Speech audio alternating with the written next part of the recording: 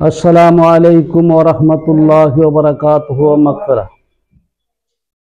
কাছে এবং দূরে যে যেখান থেকে দেখছেন সকলকে জানাচ্ছি প্রাণ ঢালা অভিনন্দন ও মুবারকবাদ। তো আজকে আপনাদের সামনে একটা গুরুত্বপূর্ণ আলোচনা নিয়ে আসছি, সেটা হচ্ছে অনেকে প্রশ্ন করে যে জাহিরি নামাজ আমরা পড়তেছি, নামাজ কি এবং মারিফতের নামাজ কি? এরকম মারিফতের নামাজ কি আল্লাহর রাসূল পড়েছেন? অনেকে তো এরকম মারিফতের নামাজের কথা বলে, এটা কি?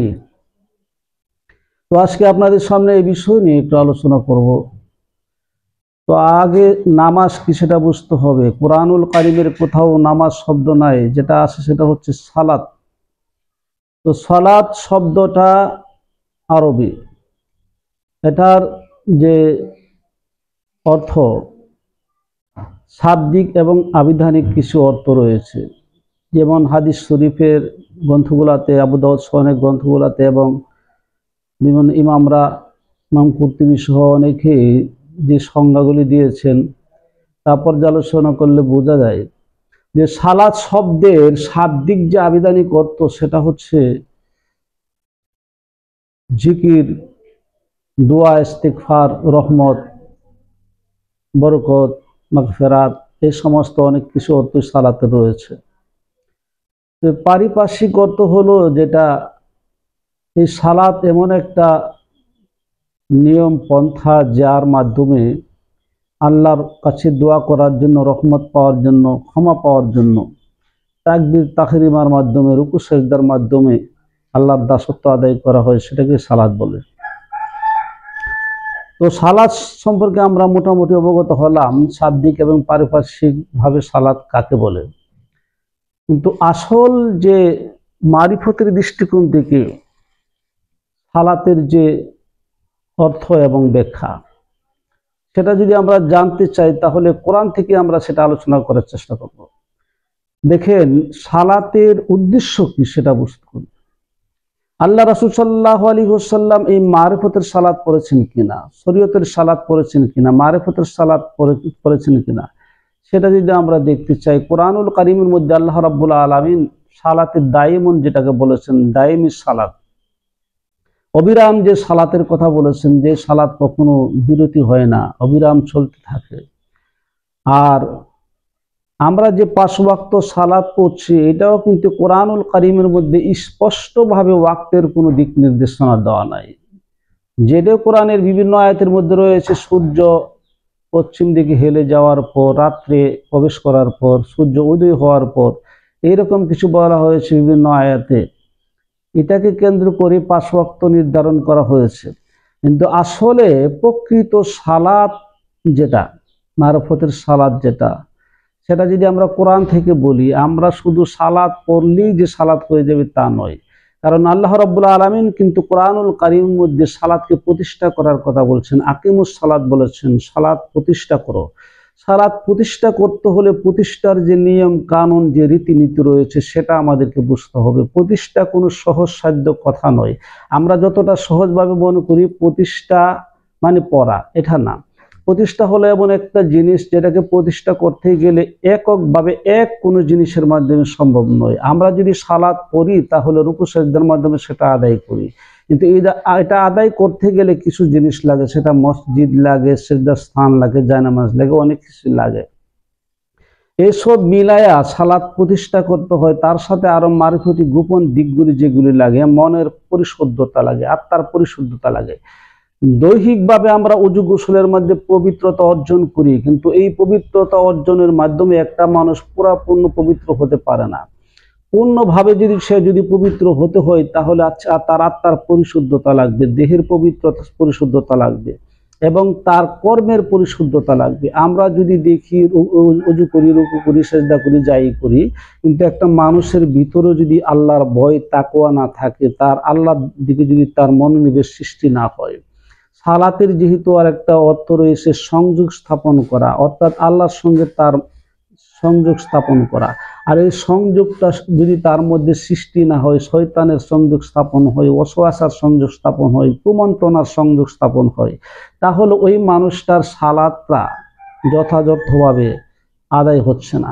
এই জন্য আমরা এখন বলবো যে আল্লাহর কোরআনে বলছেন কিভাবে হচ্ছে না, যে হুজুর দলিল কি, সালাত যে হচ্ছে না এটা দলিল কি? আমি যদি বলি, দেখেন আল্লাহ রাব্বুল আলামিন কোরআনুল কারীমের মধ্যে বলেছেন ফাওয়াইলুল লিল মুসাল্লিন, যারা দুর্ভোগ তাদের জন্য, ওই সমস্ত মুসল্লিদের জন্য, আল্লাযিনা হুম আন সালাতিহিম সাহুন, যারা নাকি দেখানোর জন্য নামাজ পড়ার চেষ্টা করে, ওই সমস্ত মুসল্লিদের জন্য দুর্ভোগ, মানে তাদের জন্য দুর্ভোগ প্রদান করা হয়েছে আল্লাহ রাব্বুল আলামিনের পক্ষ থেকে, তাদের উপর অভিশাপ বর্ষণ করা হয়েছে, তাদের জন্য কঠোর দুর্ভোগ মানে কষ্টের, মানে এখানে আল্লাহ রাব্বুল আলামিন তাদেরকে কষ্টের অবতারণা করেছেন, তাদেরকে দুর্ভোগ বিপর্যয়ের সম্ভাবনা করেছেন। তাহলে এখন চিন্তা করতে হবে যে দুর্ভোগ মুসল্লিদের জন্য কেন আসছে? তাহলে কোন মুসল্লিদের জন্য আল্লাহর রহমত, বরকত, মাগফিরাত রয়েছে? যেহেতু সালাতের অর্থ ক্ষমা প্রার্থনা, আশীর্বাদ, দোয়া, রহমত, বরকত, এগুলি কাদের জন্য রয়েছে? তাহলে ওই সমস্ত মুসল্লিদের জন্য দুর্ভোগ যারা নাকি দেখানোর জন্য সালাত কায়েম করে, সালাত পড়ে।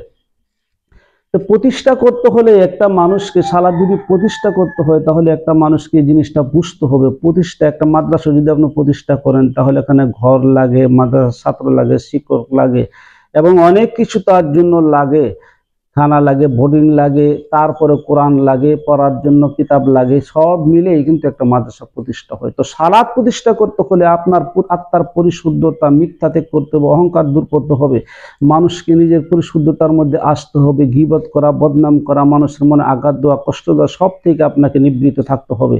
তাহলে আপনার কেবল সালাত প্রতিষ্ঠা হবে।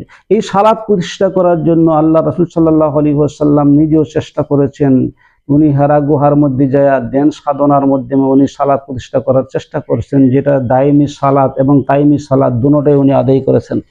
তবে ওই সালাতগুলি এমনভাবে আদায় করেছেন যে ওনার জীবনে দায়মি সালাত আদায় করার পর আল্লাহ রাব্বুল আলামিন যেহেতু মারিফতের সালাত উনি আদায় করেছেন, দোয়া, জিকির, ইস্তিগফারের মধ্যে উনি মজে রয়েছেন, বছরের পর বছর হেরা গুহার ভিতরে উনি দীর্ঘ সময় পর্যন্ত আল্লাহর জিকির আসকার মশগুল ছিলেন।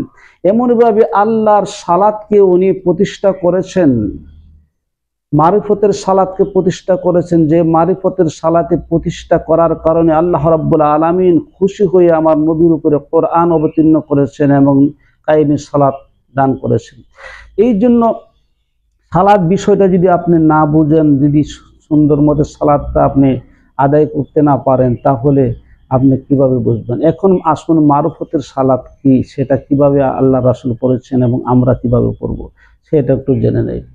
দেখুন, মারিফত বলতে আমরা যেটা বুঝি বাতিনি সালাত, যেটা গোপন সালাত যেটা, এবং জাহেরি সালাত যেটা আমরা বুঝি, সেটা হলো জাহেরি, শরীয়তের দিক নির্দেশনায় চলে।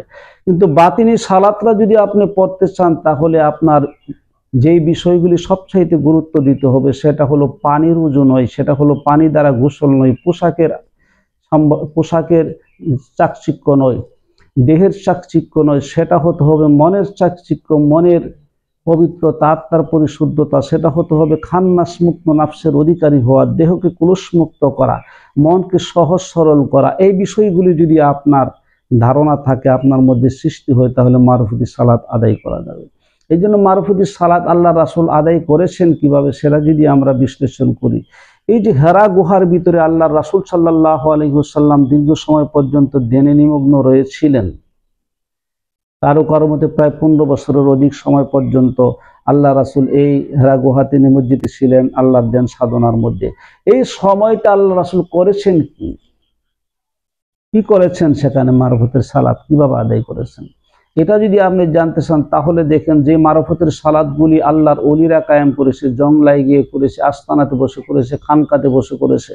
তারা এই সালাতকে কায়েম করার পরে দিনের দিন, রাতের রাত তারা মুরাকাবা মুশাহাদার মাধ্যমে, আল্লাহ জিকির আসকারের মাধ্যমে, জিকিরের মাহফিলের মাধ্যমে তারা এগুলি আদায় করার চেষ্টা করে। যেহেতু সালাত শব্দের বাতিনি যে অর্থ, বাতিনি যে দিকটা, সেটা হচ্ছে আল্লাহর সংযোগ স্থাপন করা, আল্লাহর সঙ্গে কানেক্ট হওয়া, আল্লাহর সঙ্গে সংযোগ স্থাপন করা, আল্লাহর কুদরতকে আকর্ষণ করা, আল্লাহর কুদরতের দিকে মনোনিবেশ করা। এই বিষয়গুলি যখন আপনার মধ্যে সৃষ্টি হবে তখনই আপনার বাতিনি সালাত হবে এবং দায়মি সালাত হবে। আর এই দায়মি সালাতের বিনিময়ে আল্লাহর নিয়ামত প্রাপ্ত আপনি হতে পারবেন। আর নিয়ামত প্রাপ্তের বিনিময়ে আপনার কালবের পবিত্রতা বেড়ে যাবে, কালবের উন্নতি বেড়ে যাবে, স্তর বেড়ে যাবে, যেটাকে বলা হয় মাকামে মকসুদ। মোকামে মকসুদ বলা হয় যে মোকামে মকসুদ আপনি পৌঁছে যাবেন। আর জড়তা, ঝিরুনতা, পাপাচার, অপসার সব কিছু আপনার থেকে দূরীভূত হয়ে যাবে। আর এই জিনিসটা জানার জন্যই খাঁটি কোনো গুরু পীর ধরে তার কাছ থেকে তথ্যগুলি জেনে নিয়ে আপনাকে এই ধ্যান সাধনায় বাতিনি নামাজ পড়ার চেষ্টা করতে হবে। দেখুন, নামাজ যদি আপনি বাতিনিভাবে না পড়তে পারেন, জাহিরিভাবে পড়লে আপনার মধ্যে বাতিনি সুরত যদি সৃষ্টি না হয়, আল্লাহ রাব্বুল আলামিন কঠোরভাবে নিষেধ করেছেন, আপনি মুনাফিক হয়ে যাবেন। দেখেন, আল্লাহ রাব্বুল আলামিন কোরআনে কিন্তু বলেছেন, ইন্নাল মুনাফিকিনা ইউখাদিউন আল্লাহ ওয়া হুয়া খাদিউহুম। নিশ্চয়ই ইন্নাল মুনাফিকিনা, যারা মুনাফিক, ইউখাদিউন আল্লাহ, তারা আল্লাহকে ধোঁকা দিতে চায়, ওয়া হুয়া খাদিউহুম, বরং তারা নিজেরাই ধোঁকা খায়। ইজা কামু ইলা সালাতি কামু কুশলা, তারা যখন নামাজে দাঁড়ায় তখন তারা কি করে? অলসতার সঙ্গে নামাজে দাঁড়ায়। ইউরা উনান নাসা, মানুষকে দেখানোর জন্য নামাজে দাঁড়ায়। এবং জিকির করে, জিকির করে ইল্লা কালিলা, অল্প পরিমাণের বেশি তারা জিকির করে না। অর্থাৎ তারা নামাজের মধ্যে দাঁড়াইলে অলসভাবে দাঁড়ায় এবং আল্লাহকে ধোঁকা দেওয়ার একটা মন মানসিকতা এটা, এবং তারা মানুষকে দেখানোর জন্য দাঁড়ায় এবং সে নামাজের মধ্যে জিকির করে অল্প পরিমাণে, স্বল্প জিকির, বেশি জিকির তারা করে না। তো আল্লাহকে স্মরণ করে কম, আল্লাহর সঙ্গে তার সংযোগ স্থাপন হয় কম, এই কারণে সে মুনাফিক হয়ে যায়। তাহলে বুঝতেই পারছেন, যদি মারফতের দিক থেকে যদি আল্লাহর সঙ্গে কানেক্ট হতে হয়, তাহলে আত্মার পরিশুদ্ধতা নিয়ে আল্লাহর সঙ্গে এমনভাবে কানেক্ট হতে হবে, দুনিয়ার সকল কিছু ধ্যান ধারণা, চিন্তা ভাবনা বাদ দিয়ে আল্লাহর চিন্তার মধ্যে নিমজ্জিত হয়ে যেতে হবে। তাহলেই কেবল মারফতের নামাজ হবে, বাতিনি নামাজ হবে। আর জাহিরি উঠলে আর বসলেই জাহিরি নামাজ দেখার মধ্যে যেটা আদায় হয়ে যায়, সেটা দ্বারা আল্লাহর নৈকট্য লাভ করা যায় না। নৈকট্য লাভ করতে হলে জাহিরি বাতিনি উভয় দিকটাকে আপনি পরিশুদ্ধ করে আল্লাহর ধ্যানে নিমগ্ন হতে হবে এবং নামাজ কায়েম করতে হবে। এই জন্য নামাজ মানুষকে আত্মার পরিশুদ্ধতার দিকে নিয়ে যায়। ইন্না সালাতা তানহা আনিল ফাহশাই ওয়াল মুনকার, নামাজ মানুষকে খারাপ কাজ থেকে ভালো কাজের দিকে যাওয়ার জন্য উৎসাহিত করে, ভালো কাজের দিকে নিয়ে যায়, ভালো দিকে নিয়ে যায়। তাহলে নামাজ তো খারাপ জিনিস না। সেটা যদি আপনি সালাত সুষ্ঠুভাবে না জেনে পড়েন, তাহলে তো আপনি মাকামে মকসুদে পৌঁছতে পারবেন না। এই জন্য সত্য জেনে তার অনুসরণ করাই প্রয়োজন। এই জন্য জাহেরি বাতিনি উভয় দিক বিশ্লেষণ করে সুন্দর করে সেটা আদায় করার জন্য চেষ্টা করবেন। আল্লাহ যেন সকলকে সত্য জিনিস বোঝার তৌফিক দান করে। ওয়া আখিরি দাওয়ানা আলহামদুলিল্লাহি রাব্বিল আলামিন, ওয়াসসালাতু ওয়াসসালামু আলা রাসূলিল কারীম।